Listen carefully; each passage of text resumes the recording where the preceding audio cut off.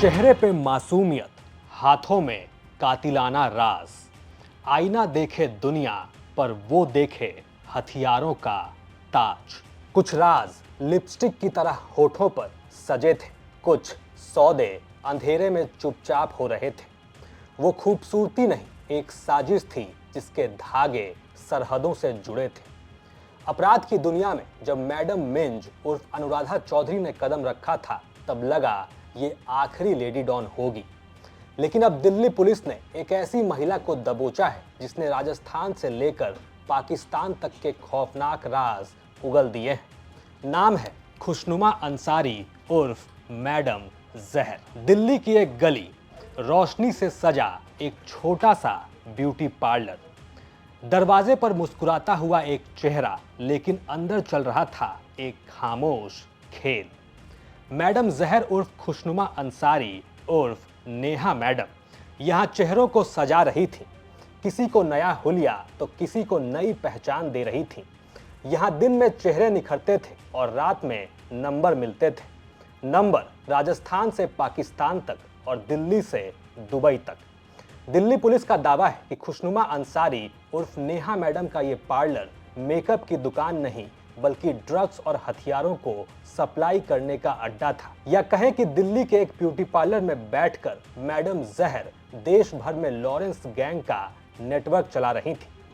और ये कहानी जितना आप सोच रहे हैं उससे कहीं ज्यादा गहरी है। मैडम जहर का रुतबा ऐसा है कि वो सिर्फ लॉरेंस गैंग की मेंबर नहीं, लॉरेंस और हाशिम बाबा गैंग की एक खास मैनेजर है।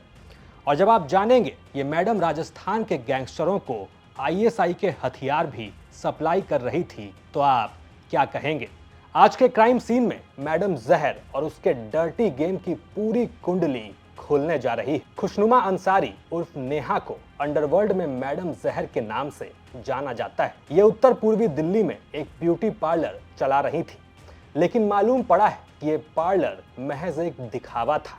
असल में यहाँ से लॉरेंस बिश्नोई और हाशिम बाबा गैंग के लिए हथियारों की डीलिंग और ड्रग्स की सप्लाई को मैनेज किया जाता था। और ये नेहा मैडम वही है जिन्हें बॉबी कबूतर की गर्लफ्रेंड बताया जाता है। बॉबी कबूतर उर्फ महफूज लॉरेंस गैंग का सबसे अहम गन सप्लायर और ऑपरेशनल सहयोगी। जांच एजेंसियों का दावा है कि बॉबी कबूतर और मैडम जहर पिछले 7 सालों से लिव इन रिलेशनशिप में रह रहे थे।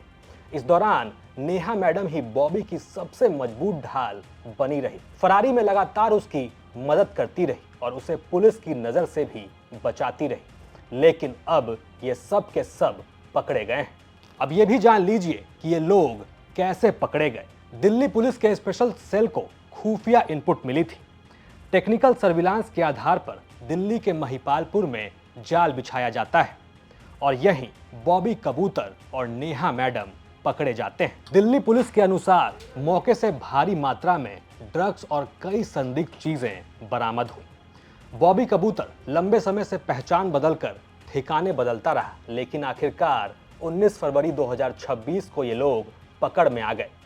यहाँ ये भी जानिए कि बॉबी कबूतर वही शख्स है जिसने पंजाबी गायक सिद्धू मूसेवाला की हत्या से पहले उनके घर के आसपास रेकी की थी। इतना ही नहीं, फिल्म अभिनेत्री दिशा पाटनी के घर पर फायरिंग के लिए भी हथियार मुहैया कराने वाला यही था। लेकिन हमारे आपके लिए सबसे बड़ी चिंता की बात यह है कि मैडम जहर का राजस्थान कनेक्शन क्या है।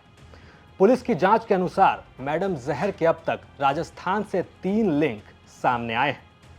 पहला कनेक्शन राजस्थान की मैडम माया से। दिसंबर 2024 में जयपुर पुलिस ने सीमा मल्होत्रा उर्फ मैडम माया को गिरफ्तार किया था। जांच में संकेत मिले कि मैडम जहर दिल्ली एनसीआर से लॉजिस्टिक सपोर्ट मसलन हथियार और पैसा राजस्थान भेजती थी, जिसे जयपुर में बैठकर मैडम माया ही मैनेज करती थी। ये दोनों महिलाएं गैंग के उन गुर्गों के बीच कम्युनिकेशन लिंक थी जो जेल में बंद है। दूसरा connection ISI agent Salim pistol और राजस्थान की सरहद। बॉबी कबूतर और मैडम जहर का सीधा संपर्क नेपाल और भारत की सीमा पर पकड़े गए आईएसआई एजेंट सलीम पिस्टल से। सलीम पिस्टल पाकिस्तान से आने वाले हथियारों को भारत में प्रवेश कराता था। पुलिस को शक है कि राजस्थान के श्रीगंगानगर, बाड़मेर और बीकानेर बॉर्डर से आने वाली ड्रग्स की खेप को ठिकाने लगाने में भी इसी सिंडिकेट का हाथ है। और तीसरा कनेक्शन राजस्थान के कारोबारियों से वसूली और रंगदारी, जिसके आप जानते हैं सबसे ताजा शिकार हैं डीडवाना के रमेश रुलानिया और अब बीजेपी नेता विजय सिंह पलाड़ा।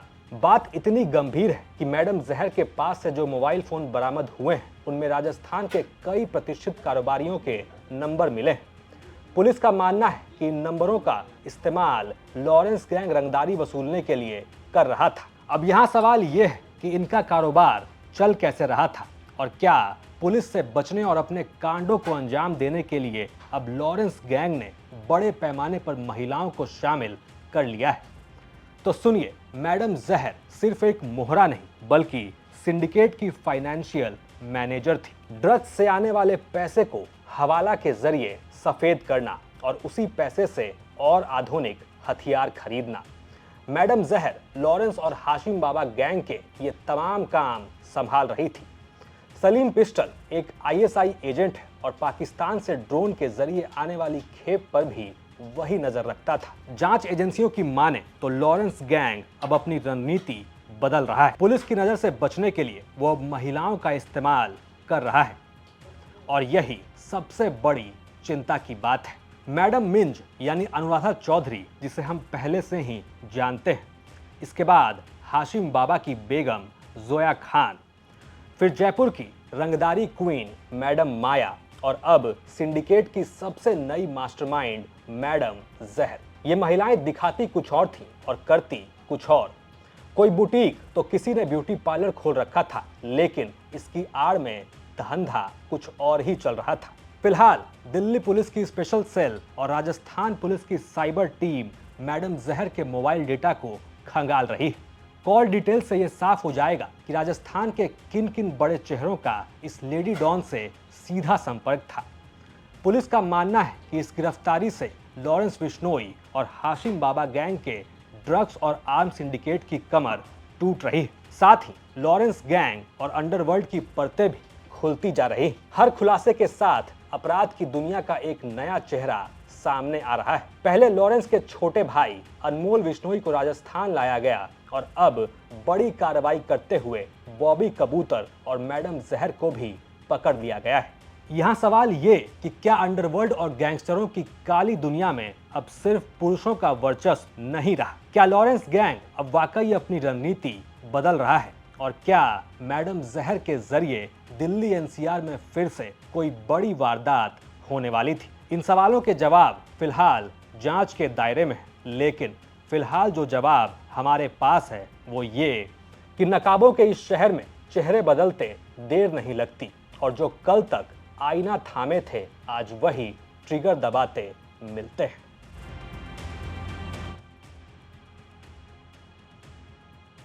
आप देख रहे थे क्राइम सीन। साथ ही राजस्थान की तमाम खबरों के लिए आप देखते रहिए राजस्थान तक।